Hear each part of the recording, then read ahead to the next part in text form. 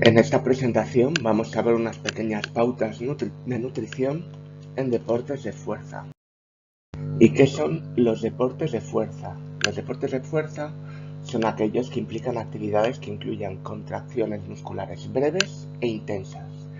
¿Para qué? Para poder soportar o vencer ciertas cargas externas, por ejemplo una mancuerna o un peso, o incluso el peso corporal. Ejemplos de deporte de fuerza son ejemplos de levantamiento, saltos, lanzamientos o sprint. Esto quizás os llamará la atención, porque si hablamos de deporte de fuerza siempre nos va a venir a la mente un deportista que levanta un peso, pero al final cualquier ejercicio que implique una fuerza instantánea y mantenerla durante un corto periodo de tiempo, como por ejemplo sería un sprint, podría ser englobado como un deporte de fuerza. En este tipo de deportes vamos a necesitar, pues como os podéis imaginar, fuerza de contracción muscular, potencia, velocidad y resistencia. Y dependiendo de la duración del ejercicio, utilizaremos, como os he comentado en presentaciones anteriores, unas rutas metabólicas u otras. Si el ejercicio es muy intenso e instantáneo, utilizaremos la ruta de los fosfágenos. Y conforme disminuya la intensidad y aumente la duración del ejercicio, vamos a involucrar otras rutas metabólicas, como la glucólisis anaeróbica o la fosforilación oxidativa. ¿Cuáles son los objetivos que tiene un entrenamiento de fuerza? En primer lugar, una mejora del rendimiento deportivo, de cualquier tipo de disciplina.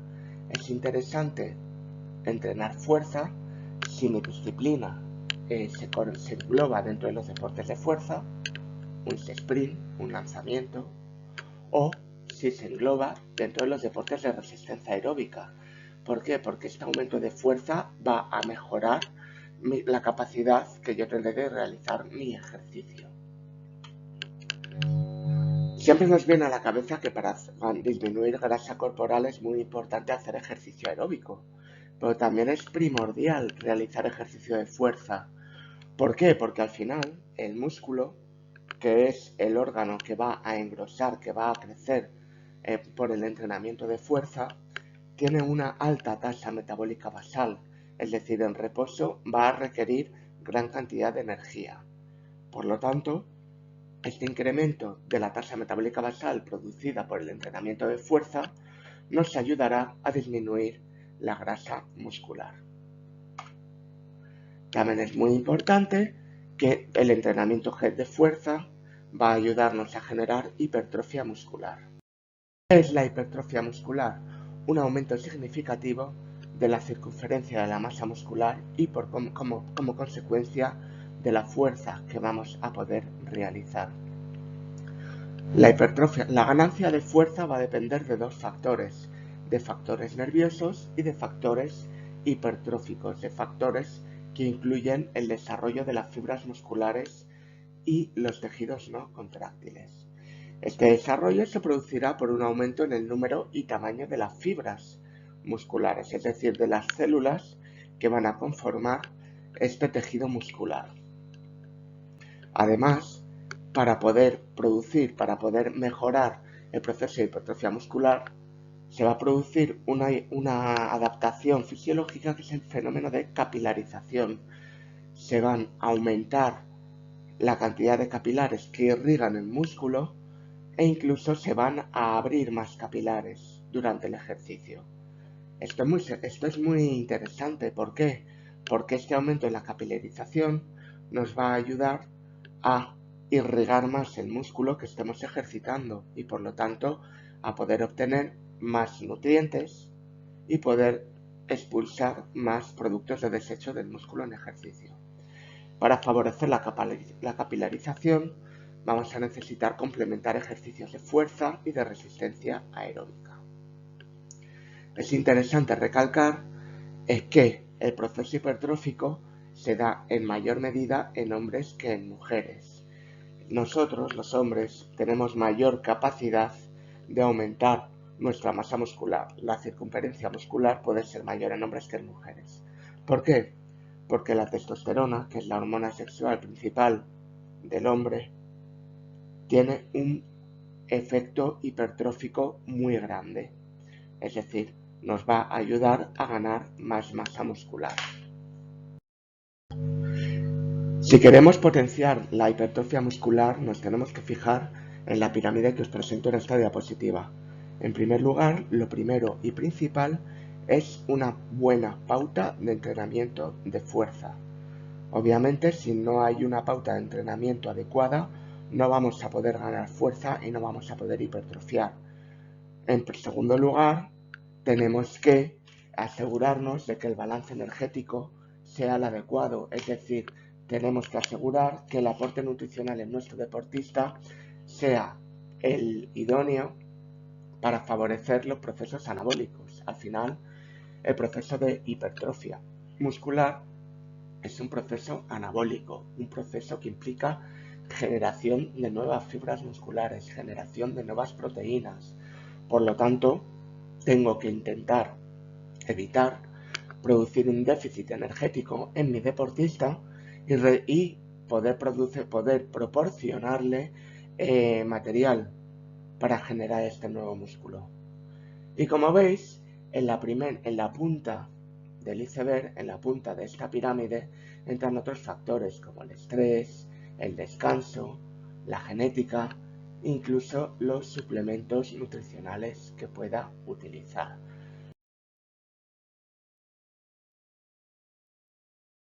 Nos vamos a centrar en esta presentación en dar unas pequeñas pinceladas sobre la nutrición en deportes de fuerza. En primer lugar, como os podéis imaginar, tenemos que proporcionar a nuestro deportista una ingesta energética correcta, con una distribución de proteínas, grasas e hidratos de carbono adecuadas, teniendo en cuenta que queremos generar hipertrofia, que no queremos perder masa muscular. Tenemos que proporcionarle energía para evitar el proceso proteolítico, el proceso de eliminar proteínas, de catabolizar proteínas. Y tenemos que proporcionar también aminoácidos para favorecer que se genere nueva proteína para producir el proceso hipertrófico.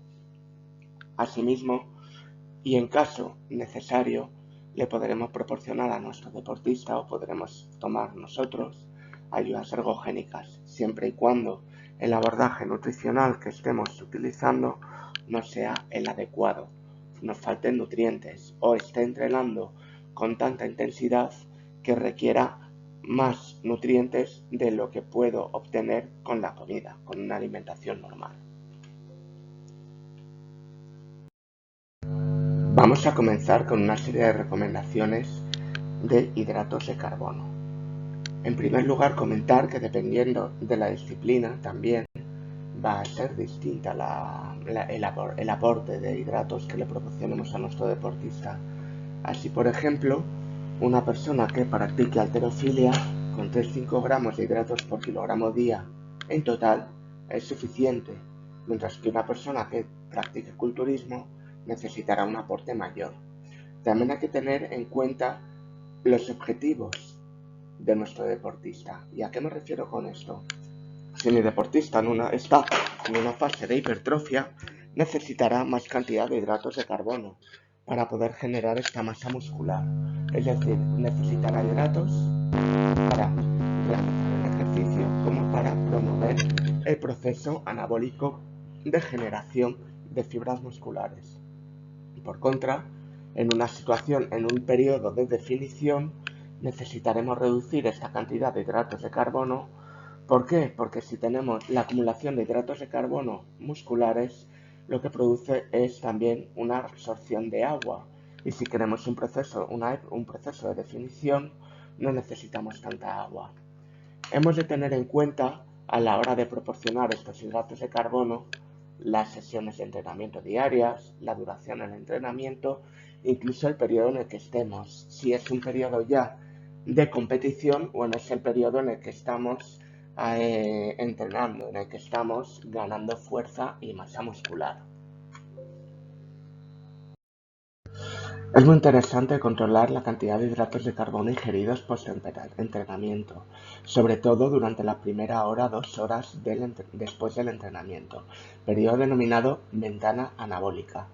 Este periodo es un periodo de oportunidad, un periodo de tiempo en el que el organismo está más receptivo a absorber y a incorporar todos los nutrientes que consume. Por lo tanto, una ingesta de hidratos de carbono durante este periodo, 1 a 2 horas después del entrenamiento, favorece un aumento en la resíntesis de glucógeno porque en este momento se maximiza la actividad de las distintas hormonas y los distintos factores anabólicos. La proporción de hidratos de carbono recomendada para ingerir después del entrenamiento es de entre 0,7 y 1,2 gramos por kilogramo por hora. Es importante, aparte de ingerir suplementos ricos en hidratos de carbono, procurar que los alimentos que se ingieran durante este periodo de ventana anabólica sean alimentos bajos en grasa.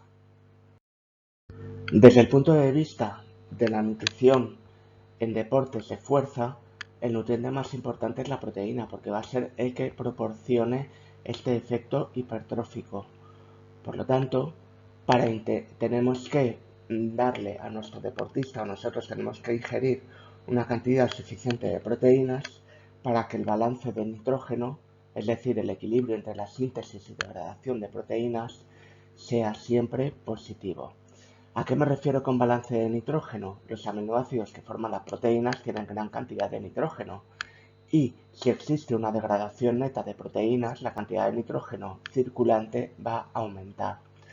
Para que este balance de nitrógeno sea positivo, siempre es interesante combinar la ingesta de proteínas con el ejercicio físico.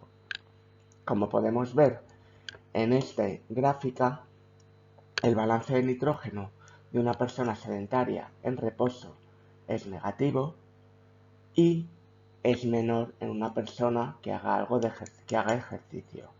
Si añadimos además una suplementación con proteínas con aminoácidos, este balance de nitrógeno va a ser positivo y va a ser mucho mayor, mucho más positivo suplementando aminoácidos o proteínas junto con la realización de ejercicio.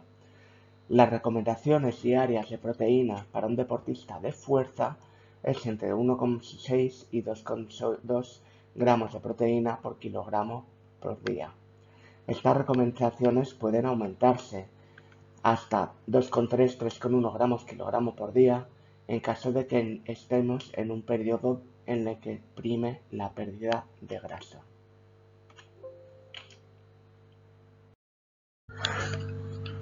Además de proporcionar una cantidad de proteínas adecuada en la nutrición normal de nuestro deportista, es interesante también proporcionarle proteínas después del entrenamiento. La cantidad de proteínas que le proporcionaremos será mayor o menor dependiendo de la cantidad de grupos musculares que estemos entrenando y siempre con alimentos que proporcionen proteínas de alto valor biológico. ¿Con eso a qué me refiero? A que el aminograma, la composición de aminoácidos de estas proteínas, sea lo más variado posible, tenga aminoácidos de cadena ramificada y tenga gran cantidad de aminoácidos esenciales. Volviendo al tema de los aminoácidos de cadena ramificada, recordaros la leucina, uno de los aminoácidos de cadena ramificada más importante porque activa distintas rutas de síntesis proteica.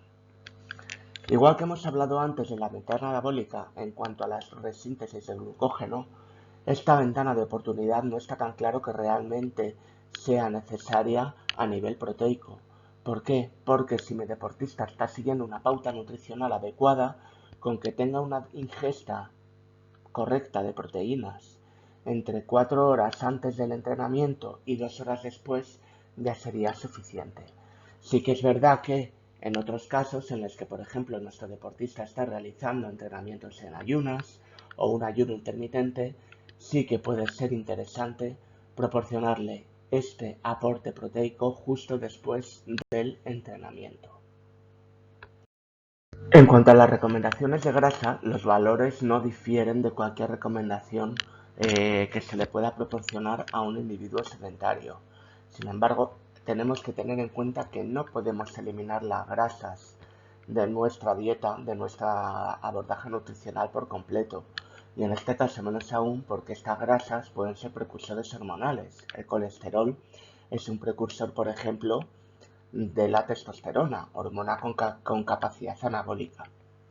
Asimismo, se ha descrito en individuos mayores que los ácidos grasos no saturados omega 3 pueden tener también un efecto anabólico proteico, es decir, favorecer la síntesis proteica en una dosis de 2-3 gramos diarios.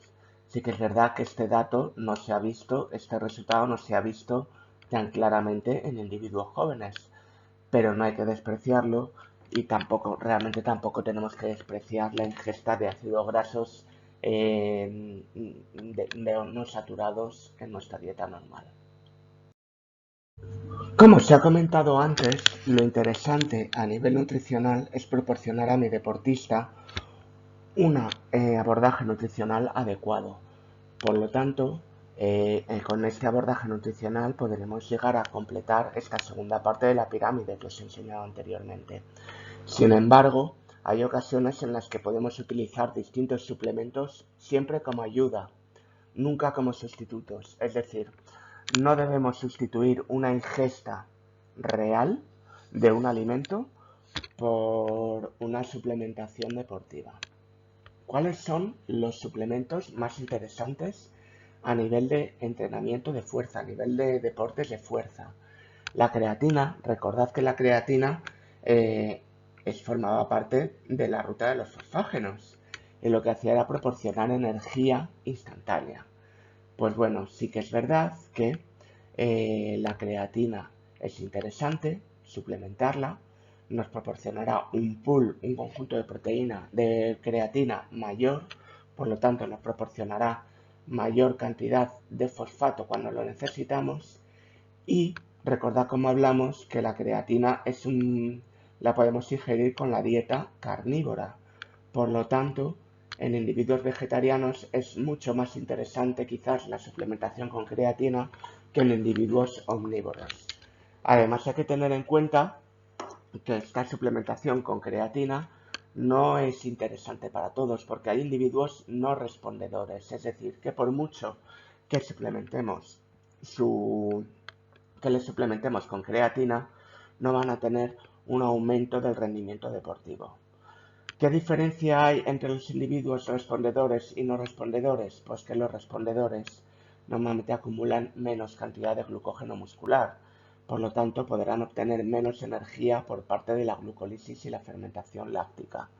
De ahí que puedan responder mejor a la creatina. También tenemos la cafeína. La cafeína entre 1 y 6 miligramos kilogramo día es la dosis adecuada. Recordad que la cafeína podría aumentar la fuerza de contracción muscular, y hablamos de ello, y tiene un pico máximo de absorción entre 40 y 45 minutos después de ingerirla, siempre con suplemento. Recordad como os comenté que si yo ingiero cafeína con una bebida, con un café, con un té, etcétera, pues sí, la estoy ingiriendo, no está mi molécula, pero tiene otra serie de nutrientes que pueden hacer que pierda parte de su efecto. Además, también hay que tener en cuenta que hay individuos que metabolizan rápidamente la cafeína porque tienen un gen en concreto, el gen CYP1A2, que, perdón, este gen lo que hace es favorecer el metabolismo de la cafeína, por lo tanto su efecto va a ser menor.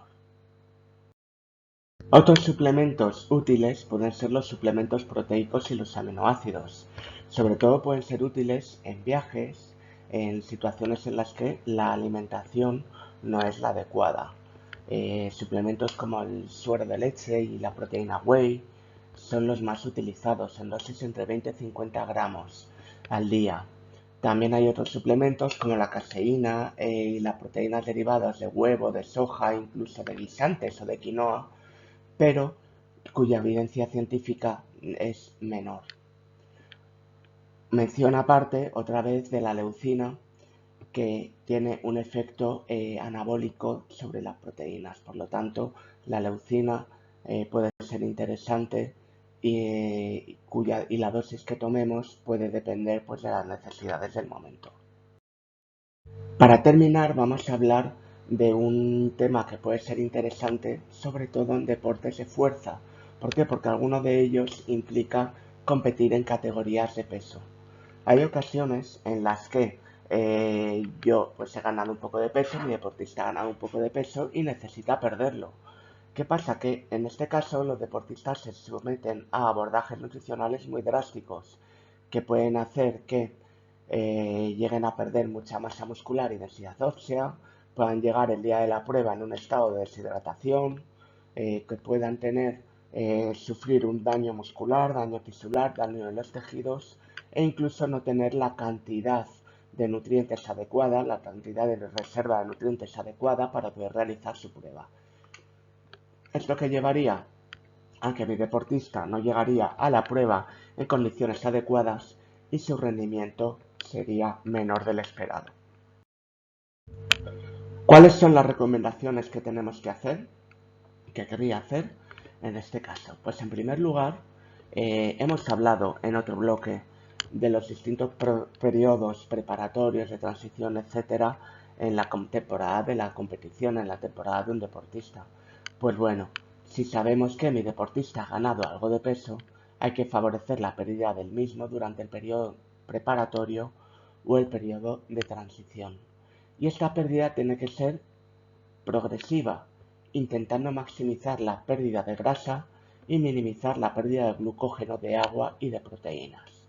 ¿De acuerdo? Y para ello, ¿qué tenemos que hacer? Que mi deportista aumente su gasto calórico, es decir, que quizás entre en un pequeño periodo de déficit calórico para poder disminuir esta cantidad de grasa al máximo. Obviamente la meta, esta pérdida de peso tiene que ser realista. Si mi deportista ha subido peso como para estar 2 categorías por encima del peso en el que estaba, por lo que sea, por una lesión o por un periodo vacacional muy largo, pues no puedo pretender que mi deportista vuelva a su peso inicial en una semana, 2 semanas. Tengo que plantearme una pérdida paulatina, progresiva, en un periodo de tiempo adecuado, o incluso pensar que quizás sería más interesante no perder tanto peso y entrar en una categoría superior a la que siempre ha competido mi deportista.